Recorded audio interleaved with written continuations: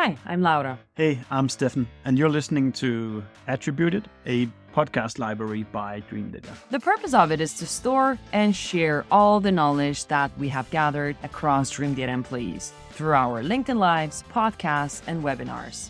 The typical topics you'll find here can be stuff like marketing, Sales, B2B ads, operations, social selling maybe. Good morning, everyone, or good afternoon to those of you who are joining from where Byron is sitting. Today, I'm speaking with my first ever marketing professor. Despite being, I've been practicing marketing for the last almost 15 years now. I've never been in touch with an actual professor. And my answers has always been, well, it depends if I were to give an advice. And it's only within the last 6 months I've actually discovered that somebody took the effort and actually did work to find out something that remains to be actually scientific true about marketing. Byron, so I'm very happy that you've said yes to join us today. It's lovely to be here. We're super honored that you decided to take your time here. But Byron, as I only discovered you like within the last 6 months, and I've been going deep since then. But for those who've never heard about you or the Ehrenberg Bass Institute, what is it that you guys have been doing the last many years? Or why am I here? Why are you even interested in the Ehrenberg Bass Institute? Because we do what we call old-fashioned science. We do the sort of science out at high school, and that turned out to be quite a revolution in marketing. That's not the worst cliffhanger. Not that big. I mean, every single discipline. I mean, I think we get quite complacent when I realize that every single discipline, our world around us has been utterly transformed in the last few hundred years, and a huge part of that, all the technology we're using now, in part owes its existence to scientific discoveries. So probably not really, we should never have been so arrogant in marketing to think that we couldn't, science couldn't touch us. Yeah, but we should.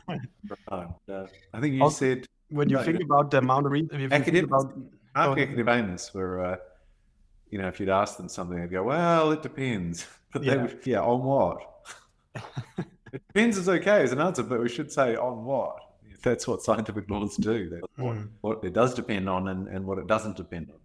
Yeah, and if you think about the amount of resources being poured into marketing across the world every single day, it's a massive use of resources all the time. But I read that you guys were the biggest institute of marketing. Is it not a big, can you say, area of science, marketing in general? No, when we say the biggest, I mean, we're tiny compared to a Kantar or Nielsen, whatever, but they don't do scientific research. They do market research. They're collecting, as you say, billions of dollars are spent every year by marketers collecting data on, who are our customers, what do they buy, do they like us. So we never had a shortage of data, but we did have a shortage of scientists who would look at that and go, well, I wonder if I can find some scientific laws, some patterns that keep on repeating, because we've done that in other areas. A few hundred years ago we started doing that, like killings, and that turned out really well. That really worked, right? And prior to that, humans are really good at developing theories, but 99.99% of every theory that has been put up to every story of why is that mountain there? Why does water flow downhill? Why are there different species? All of those theories turn out to be, wrong. And we only get onto the right track when we find scientific laws. And then that suddenly constrains us because our theories have to fit the laws. And if laws, they can't be right. And but that's what the Ehrenberg Bass Institute does. We discovered, some important scientific laws. And then we beaver away and try to work out, well, what does that mean then for practice? What practice because of that? That sounds very helpful, and at least for me, there's some of the things in this How Brands Grow book that was, but like simultaneously inspiring and provoking, or like left me kind of disagreeing, which is always like that when your brain starts working in that way. It's a good piece of writing. But Byron, what have been sort of, if you were to mention a few of these laws that you have discovered by now, that has been kind of, let's call them the most famous or like the most impactful so far? Well, the most famous, and that's a bit of a scientific geeky joke because I don't think any of these laws are famous, is the double jeopardy law. And It's a very classic scientific law in the sense that it's quite simple and it generalizes. That's what a scientific law is, something that Absolutely. In fact, I tell a little story. We used to have for new marketing scientists, people who were going to come and do a research degree with us, hoping to discover things. We would we have a qualifying test and things. And one of that is presenting in front of the institute. And we used to set a topic, and for ages the topic was, you've got to present and tell us what's the difference between market research and marketing science. People would do all these presentations. But we had this really bright, he's now a very eminent professor in New Zealand, Malcolm Wright, who did his PhD with us. And they said, there's a one-word answer.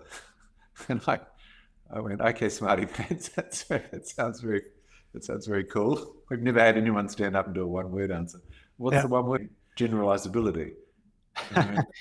Oh yeah, right. Because market research report replies to like you ask how many subscribers does Netflix have or something like that, and it's very specific. You get a specific result and applies for that day or that country.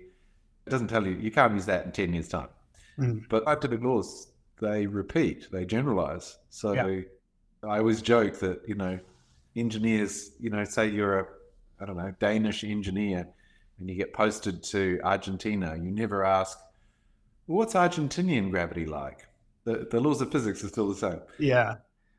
Okay, so you ask what's most famous, and that is double jeopardy. And double jeopardy it generalizes. We see it everywhere. We see it in B2B, B2C.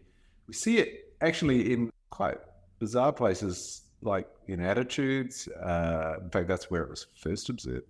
It's anywhere that people have to make a choice between competing things that really are competing. I mean, they'll all do, right? They're all cars, or they're all payroll software, or so you're choosing between, well, in marketing we would say brands, right? But can also apply from choosing between TV stations to watch or comedies to listen to.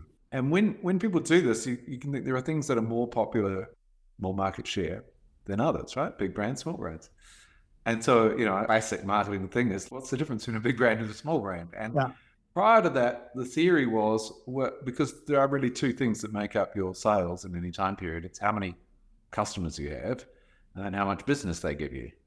And it was always thought, well, you could either have a lot of customers who gave you a little bit of business each, or you could have a few customers who gave you a lot of business each, or any other combination of these. And the double jeopardy law is like really mind-blowing, because it says, no, you always get the same, right? You always get the same pattern, and that is the bigger brands will have a lot more customers, and they will also buy a little bit more often.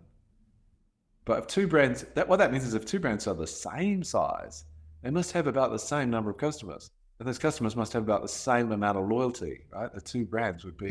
And so that is a big surprise, because we used to love talking about niche brands, and niche is not supposed to be just another word for meaning small.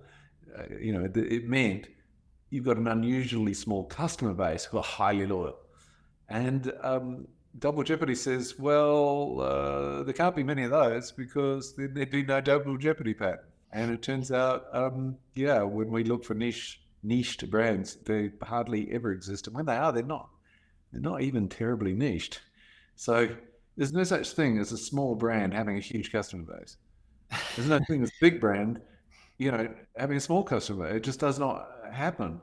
And that leads to a whole lot of other things. There's like another law, the retention double jeopardy, which says your retention rate, how many customers you lose in a year is predictable. And that depends on how big are you. If you're really big, you'll obviously lose more customers because you've got more. Yeah. But it'll be a slightly smaller percentage of your customer base. Have you done any research into why this, or like the research, or how should call it, the science shows the bigger brands see more loyalty? But what is the reasoning behind this? Oh, why does it occur? I have a few ideas. Okay, this is where you build theory that has to fit the laws. Yeah. The theory has been called availability theory or market-based asset theory. And the reason market-based asset theory is it says that really the difference between when you've got a group of competing brands and one is, say, much bigger than the others, it must have more mental and physical availability. So it's more available, it's easier to buy for more people. And that means it will have a lot more customers in any time period. And those customers will be a little bit more loyal. Or the way I like to put it is, for those customers, it's just a little bit harder to get away from. It's just so much easier to repeat pictures. Whereas the really small brand, even the people who do know the really small brand, they're also likely to also know the bigger brands. And so for them, they've got more choice, and that gives you the double jeopardy, right? Sometimes they buy that small brand, but they also sometimes buy the big brand. I was thinking if there's also a social component to it here, along the lines of you never get fired from buying IBM. People have tried to sort of layer that on, and I'm not disputing that, but it's not a big part of it. No. Okay, that's very interesting. Because if that was the case, you'd see really extreme double jeopardies in very sort of symbolic categories, etc., or risky categories, and we don't. Okay, that's interesting. Yeah, that was my go-to intuition. I'm not saying that there might be nothing in that, but when you look at this, is the real world's a weird place. We come up with these theories and we think that but you got to look at the real world. You got to look at empirical laws to give us a sense of, well, how much is that in the mix? And the answer is, well, it might be there, and it might be a bit more for some categories, but it's not a big thing in it. It's a bit like people talk about Apple's ecosystem, that if they run on the same operating system. If you buy one Apple product, it makes it easier to buy another one. Yeah. That must give Apple, much, much higher loyalty. But when we look at it, because we now know it should have high loyalty, because Apple's a very big brand. Doesn't get much bigger. We don't see much beyond that, right? So the real reason that Apple's got high loyalty is because it's got lots of mental and physical availability, easy to buy for lots of people. And then you go, but what about the ecosystem locking them in? And the answer is, it might be a little bit of teeny bit on top, but it's not actually a huge part of the thing. Yeah, Byron, for those students who haven't studied physical and mental availability, in simple terms, how would you explain this to them? Okay, first of all, I think I'll start with the easy one. I think there's still some people who get confused. Physical availability is just the ease of the product or services for people to buy. So that does vary in different categories. So for some things, it'll be that they've got an app on their phone, or you can pay using PayPal, or another will be they've got a car park near me. It depends. If I'm driving there, then the car park becomes important. If I'm going to like the order the taxi or Uber on an app, then having the app on my phone and it connected to my credit card is important. These are just all ways that you make it easier for people to buy you. And bigger brands have a lot more of that physical availability. McDonald's is a lovely example, right? In most Western countries, don't walk too far and you can find a McDonald's. And they're open, a lot of them 24 hours. So or do you see the same kind of brands in the supermarket wherever you go? Yeah, so big brands have a lot more physical availability, and particularly there are some other laws related to this, but big brands get physical availability in places that are not just like supermarkets where there's lots of other brands.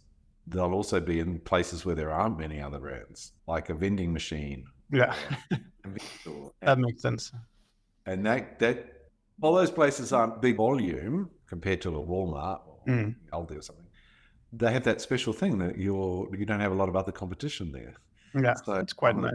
Okay, so that's the physical availability, which is just ease of purchase for people. But then there's mental availability, and my colleague Jenny Romnick likes to say that the biggest search engine in the world is between people's ears. And a classic example of this is going into a pharmacy or a wine store or supermarket. You buy a few things, but there's tens of thousands of options looking at you. And what we are amazingly good at doing is screening out. We just don't see most stuff. Because we have the thing that we want, the brands, which is like the brands we know. And so that's mental availability, that the brands in it, when someone's about to potentially buy the category, for a lot of people, it's really easy to think of or see, notice.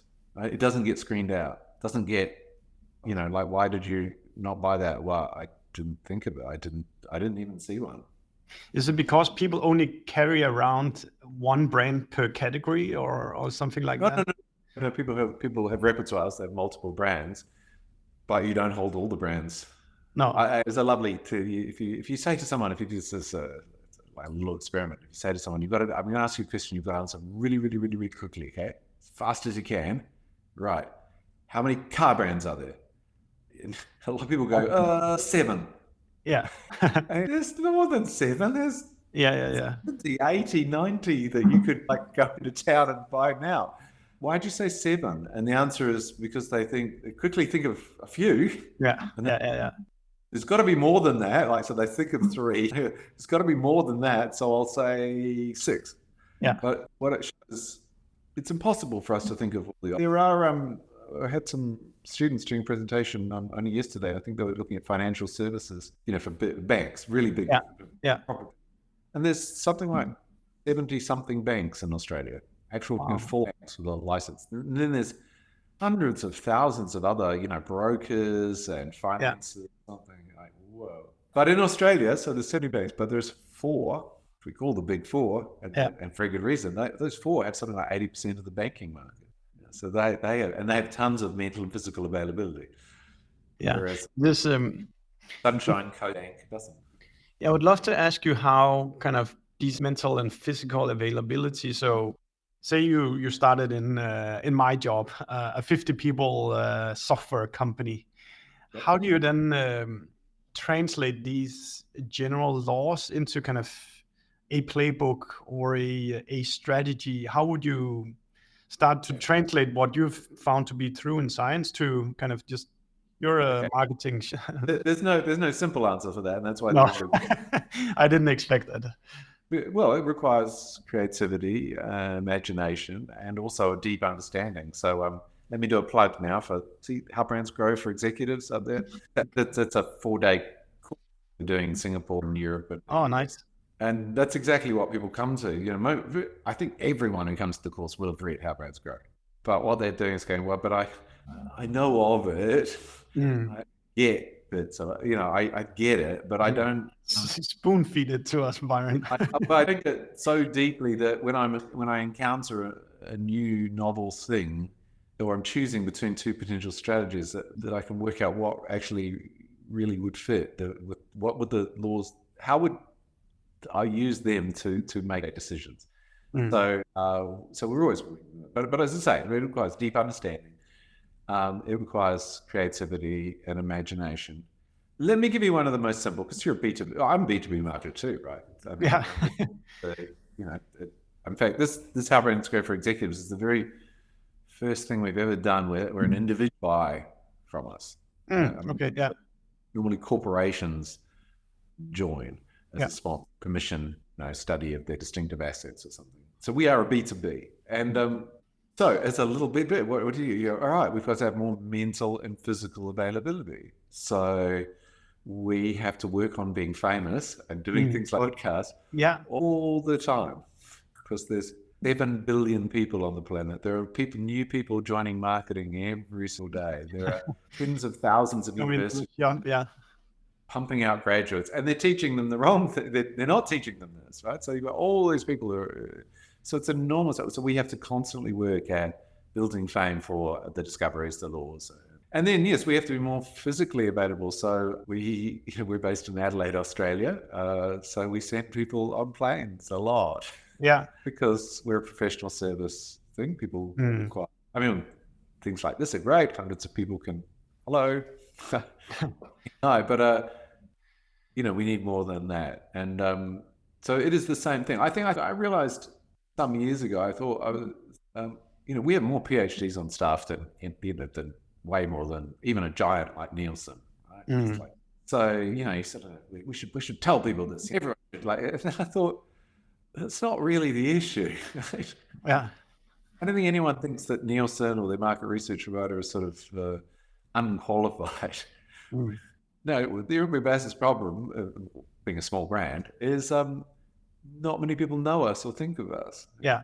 If you're a company like Kraft, you'll probably have several Nielsen people who actually work in your offices. Yeah. But they're there, like not 24 hours a day, but they're there, 5 days a week.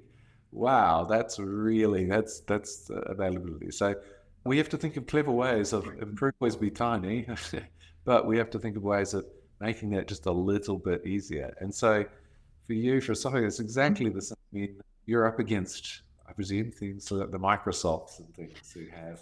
Yeah, Adobe stuff as well. Adobe, yeah, who have tens of thousands, I'm thinking, of salespeople who are visiting. Maybe one thing is then a practical question always becomes, I only have this marketing budget. So I know I need to radically increase the awareness about us. Yes. With this physical and mental availability. But how do I then, with the limited budget I have, then choose between the different options that I can go for? Well, so let's think of that double jeopardy, right? So double jeopardy says you can't grow without increasing penetration. You cannot grow without increasing the size of your customer base. Although I've heard CEOs say this, like in fact, speaking of Australian banks, there was a CEO of a very large Australian bank who said, "We don't need any more customers. We can grow the business by getting more." And I know you can't. And I'm sorry, if you stop trying to acquire customers, you're going to start shrinking because, every day you're going to lose customers. Yeah, people die. Exactly. So it's not optional, right? So when you know it's not optional, then you're looking at, okay, how do I spend my budget? And you look at everything, you go, well, how much reach is this going to give me? Right? So I've got two options. One will give me twice the reach of the other one. Well, I like the one that gives me twice the reach. I like the option also that's reaching people that we don't reach at the moment, because it's really easy. We get someone as a customer, we get their name, we get their email. Now we can email them. Great. But how do I reach people who don't have their email? Yeah. And so the double jeopardy tells you don't have the luxury of saying, "Oh, it's okay, I'll just deal with the people I've got." You must gain reach. And so that does tell you a lot. Do you remember in the days when Facebook started and everyone was really, key, all brands were like, we've got to get people to like us and help our, what were they called? Were they called friends, I think? Yeah, they're called friends on Facebook and connections on LinkedIn. Yeah, and so this was and then once people got their head around double jeopardy and went, oh, they've got to increase penetration. Well, wait on, these Facebook friends, this could be we're going to be talking to the same people over and over, isn't it? And who's going to befriend a brand? Who's going to click like on a brand? It's going to be our heaviest buyers, isn't it? Yeah. So actually, this is not a great, just trying to work through our friend. We're just going to reach people that for us are the easiest people to reach. Yeah. They're the people who already notice us already.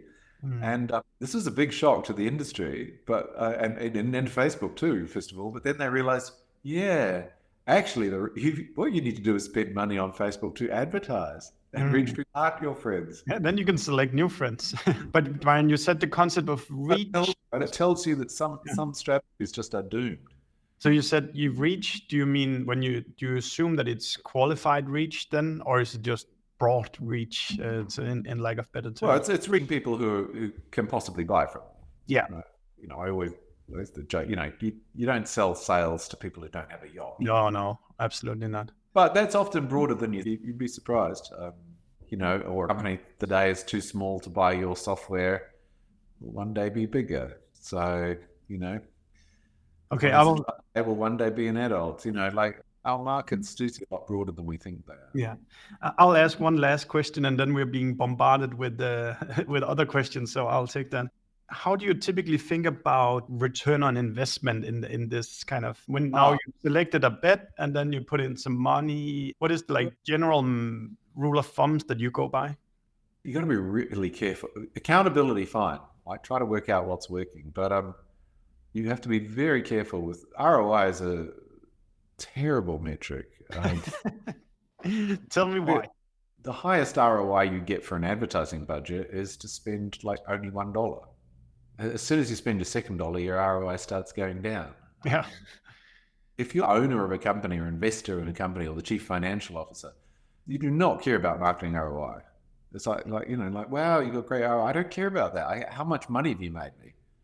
I don't care, because the problem with ROI is it really encourages you to do smaller, more targeted, it's an efficiency measure, right? But shareholders don't care. Particularly if you're a startup and things, Say you're a IT startup, you've been given some venture capitalists do not care about efficiency. They're like, well, I've given you money so that you can get big.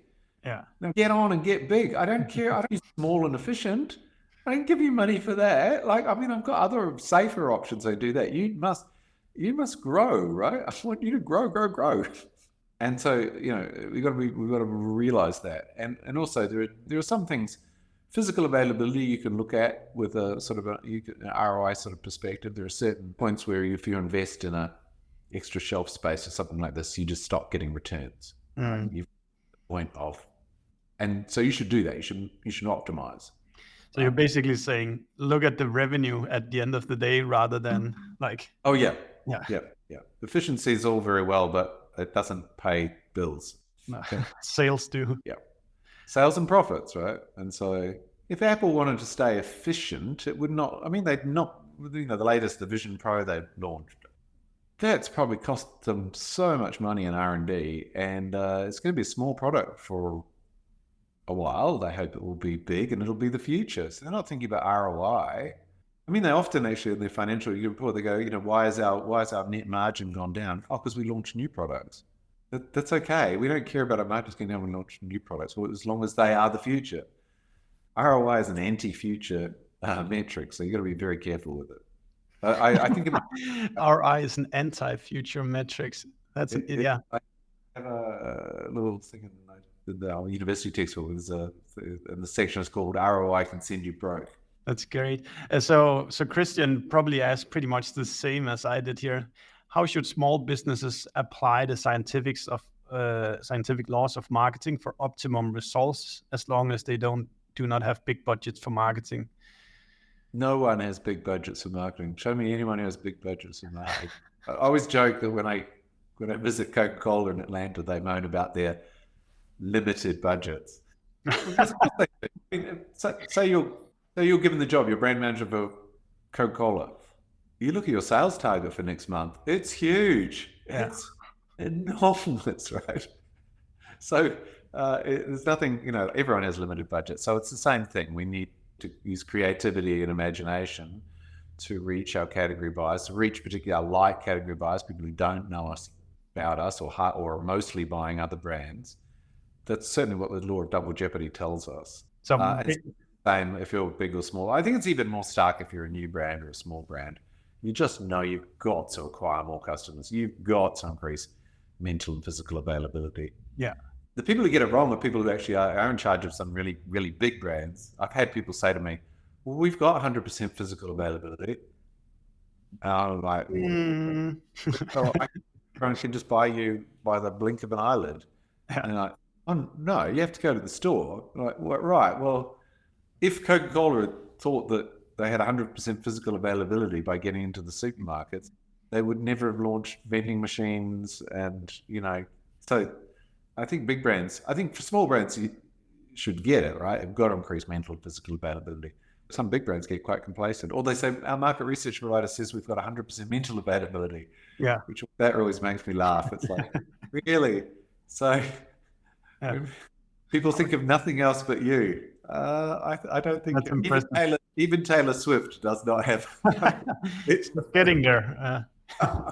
But what I'm hearing you, Byron, and correct me if I'm wrong, is like if to be tactical here, it's about mapping out as many possible ways to reach a qualified audience, and then selecting where the ones that presents the, let's call it, most affordable option to reach as many qualified buyers as totally possible. Yeah. So if you're B2B, so you're B2B, I'm B2B, then you're probably going to be using things like LinkedIn, right? But you're probably not so much going to be using TikTok. Yeah. You're not going to be using TV because, it reaches too many everyday consumers. You apply the laws with your creative understanding of your industry.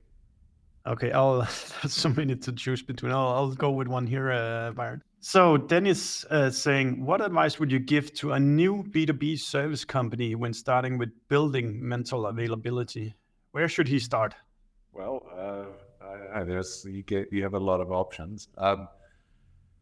Usually you'll think of some. And the great thing is when you start, in many ways, some things are easier. There are some, simple options that you can do. Like if you a store, like if a store, you open a physical store, right? Like I've got a few hundred meters from me, a new gelati place has opened.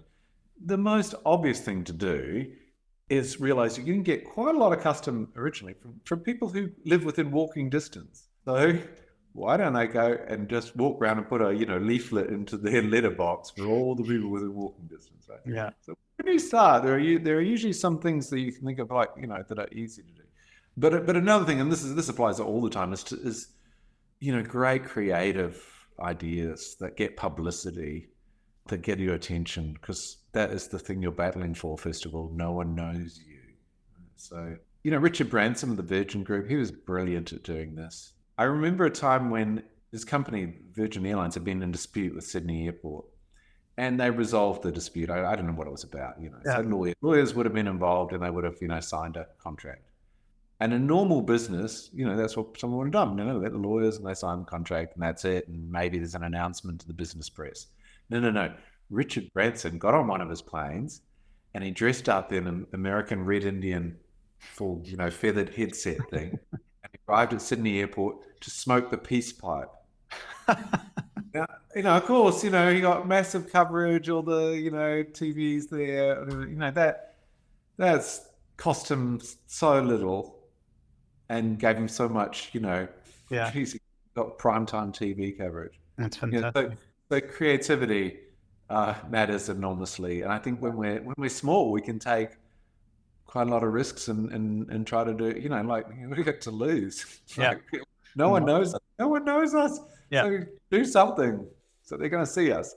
Yeah. So the practical advice would be write down who are the people that we need to reach, and then figure out all the different methods that you can choose between to reach mental availability. And since you're new, Dennis, you don't have a lot of money, so some of the options you'll have to put in the drawer until you get a bit more. Be aware of doing things just because you think other people should do it. So you see things like a new store open, and they go, "We need to have a loyalty program." And you're like, "What? Why? Other coffee shops have all got a loyalty program." Yeah. Does that mean, dude, really? Like, is that your problem? No, it isn't. You haven't got enough customers. That's the problem. Yeah, Byron, I think I know the answer to this, but I'll just raise it anyway. How does these laws change when it's the B2B business and not the Coca-Colas, etc. of this world? Well, if you go to the Ehrenberg Bass website, or if you Google Ehrenberg Bass, there's a big public report you can get looking at B2B, right? Looking at they apply to B2B. So that's probably a better answer now. But we have actually been surprised that there is actually, there's a lot in common.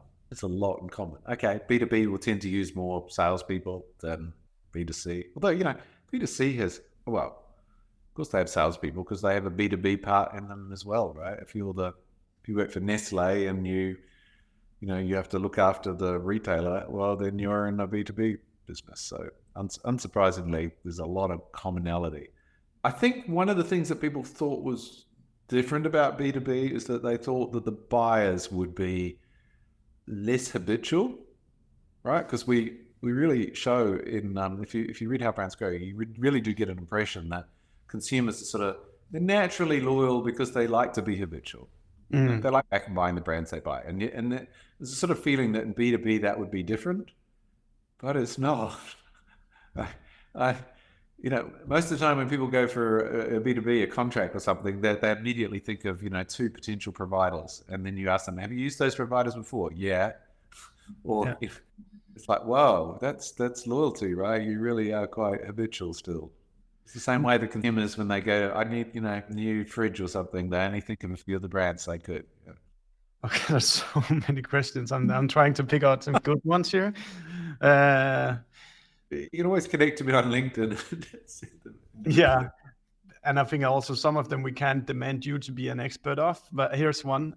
Byron, why do you think marketers are so focused on reaching specifically young audiences? Is there anything here to debunk? Yes and no.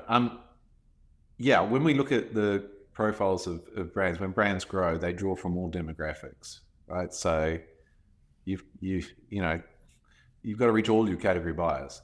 And so if your brand skews young, there'll be more young people. But, if your brand, most brands have young and old people, and you can't selectively go. But we have published a report for sponsors that does show there is a little bit for new brands. There's a little bit of a skew towards young people, and that's because they're slightly more likely to be entering the category for the first time, and so you want to get your fair share of those people who are entering the category. Yeah, and so you could argue there's a strategic thing of grabbing people when they're just looking around, right? When it's their first personal loan. Do you think they're more likely to be also like sharing everything on social media once they become impressed by something as well? It's not a thing that's particularly about young, but new buyers, yes. So this is another discovery. Who gives you the most word of mouth?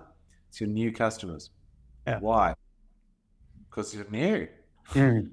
You're interesting, right? Someone who's taken out your software, right? That's the person who can give word of mouth, and you should try to encourage them. But someone who's been your customer for 10 years, whatever, they're not talking about you anymore.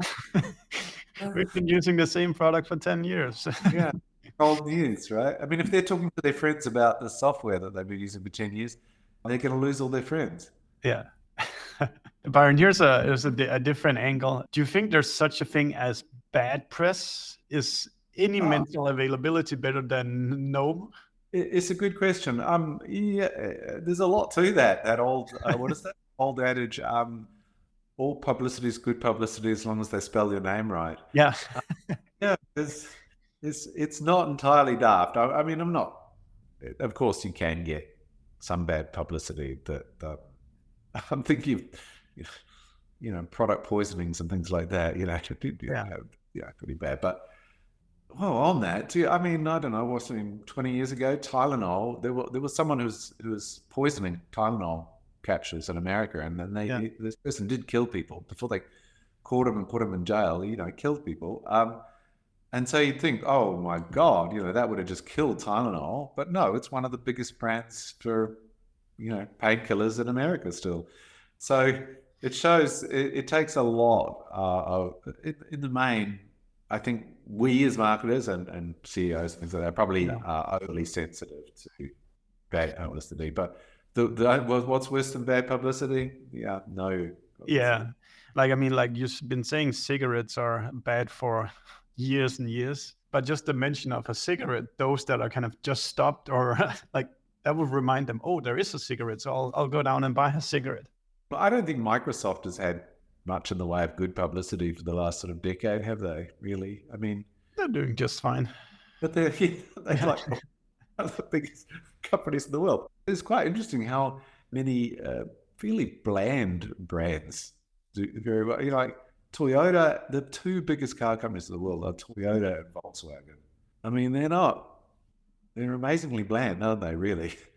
I'm not that I'm having bland because that doesn't help to get attention, but it does show that what people say, like people say, I want an exciting car, etc.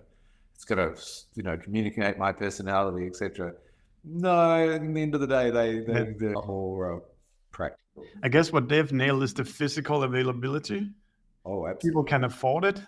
It's nearby. You can go there and buy a car of a Toyota brand. They've made sure they have the models that people want.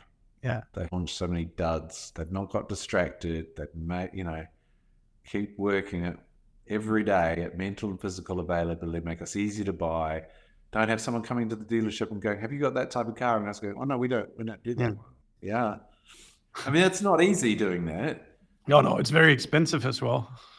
Well, but you could argue that, their competitors have made more expensive mistakes of, launching car models that they thought were good or flash and different. That's not what people did. All right. So if we jump back into the world of B2B, are you familiar with what's called account-based marketing? I presume this is like, where you have... you select a list of 100 accounts or something like that. Yeah. How do you feel about that as a tactic? Like selecting a super small group and then just betting big on this small group becoming very interested in your product, as opposed to the very broad reach that you talked about earlier? You need to crunch the numbers and be realistic about how many of that small group you're really going to get. So, look, it happens in B2C and it happens in B2B too. People tend to narrow their targets too much. I think I'm one of those as well. Well, before I read your book, I was one of those as well. It just makes it, really, really hard to, you've got competitors, and it's very hard that, you pick 100 accounts and go for those. Well, you're not going to get all 100. And if you don't have some mass activity, you're not going to get the serendipity sales of people who, you weren't even trying, but suddenly they come and buy from you because they've heard from you. I will say, particular thing on the account management, what I think the mental and physical availability story tells us for salespeople is that we probably spent too much time in the past thinking about, trying to have highly persuasive salespeople. That's good. We want really well-trained salespeople, etc. But the biggest difference between, two sales teams, which one's going to be the most effective, is the one that talks to more customers. So we should really focus on things to make our salespeople more productive. That we don't waste their time, filling in reports and doing stuff inside the company. The sales team that spends more time with more customers is going to win. So maybe I can ask you this question then. So if you have a choice of, let's say that it's qualified reach, would you rather have a frequency of 10 with 100, or a frequency of 1 with 1,000? 1 with 1,000. Okay, and why is that, Byron? Because that's what research from all sorts of different disciplines, right? Yeah, absolutely. Childhood learning theory to experiments in labs through to, looking at TV and print and things like that, shows the first exposure that you get in any time period, a limited time period, way more than the second one.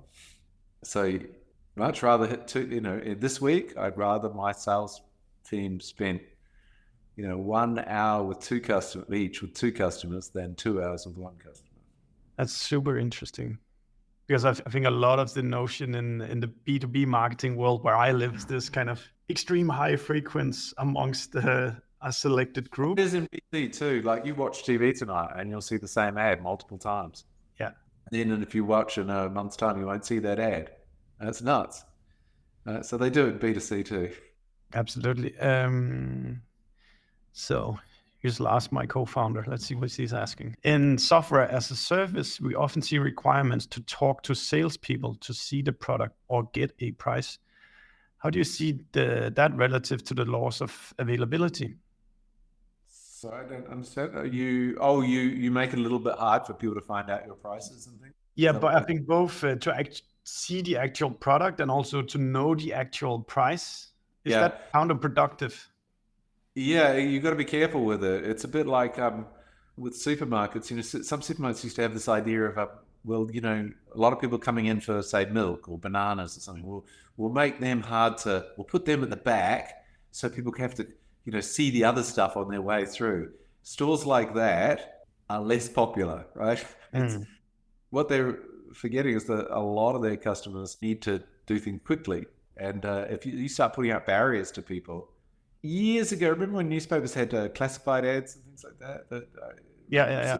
You didn't put a price on it. If you said something like ring to get the price, your response rate is so much lower.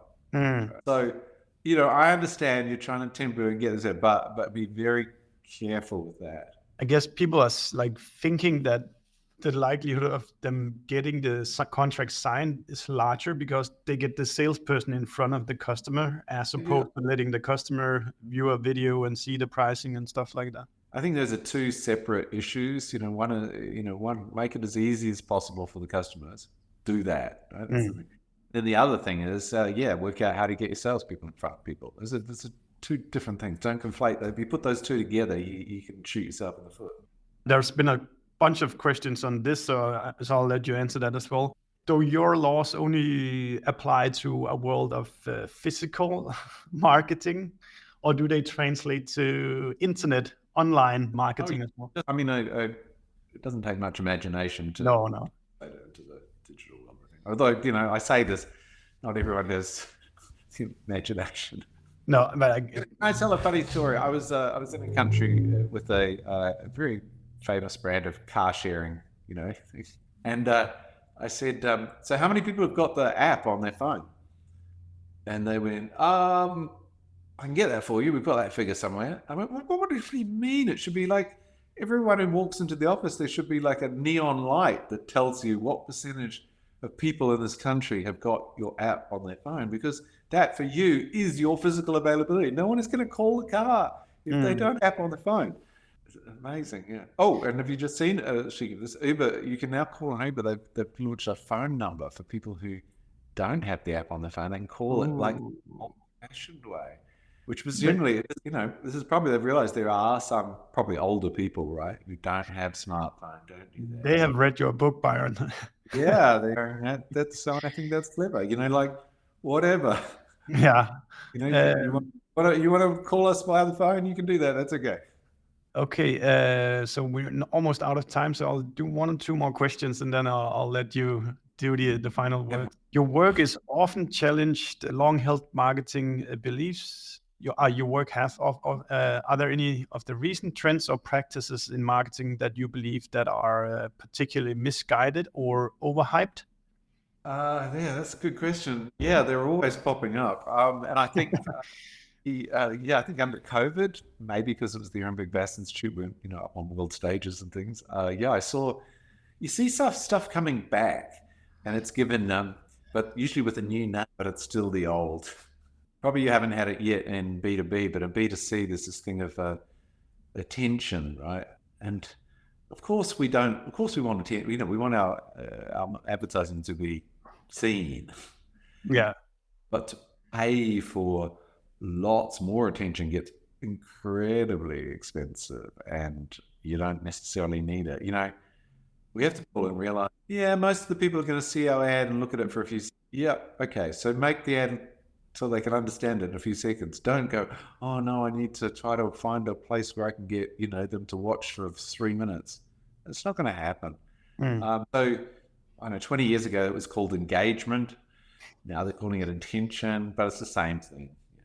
So we see things like that. There's lots. I could probably, we could spend another hour going through some of the misguided stuff that comes up. Wonderful. I'll do one last question, and I'll let you go. How important is ensuring a consumer remembers your product's value proposition in order to maintain or grow mental availability? Well, I think if they're bought from you, they'll know. Yeah. But what you have to do is make it easy for them to. This is a great problem that small brands have. They often, they do something like, serendipity. They go to a trade show, or they have and they get a sale. Great, but they don't get the repeats that they should, because people have forgotten about you. It's like look, I often use this example of have you ever been to a small restaurant and you loved it? Food was great, value proposition was wonderful, but you've never been back. I forget. Actually, I don't know what their name is. I can't exactly remember what suburb. Now you're never going to do that with McDonald's, right? No. And it's the difference in mental and physical availability. So for a small brand, you've got to go, okay, how do I make sure that people? You see this with people. That's why sampling doesn't actually work that well. You think paying people to stand at a railway station giving out, I don't know, pots of yogurt. Well, that'd be really good. People will take the yogurt, they'll eat us, and they'll love it, and they'll remember us forever. No, it doesn't. People take the yogurt, they eat it, and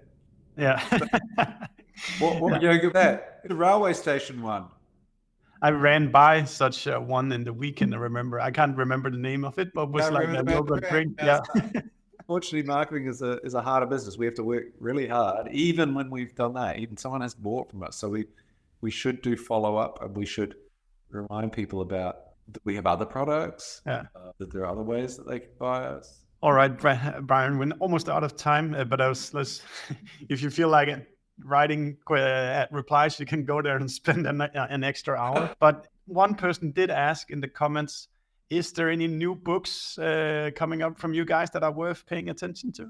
Well, our big new product is How Brands Grow for Executives. So if you want to come and see me and Jenny Robinack will be there, it's going to be amazing events. I would do that.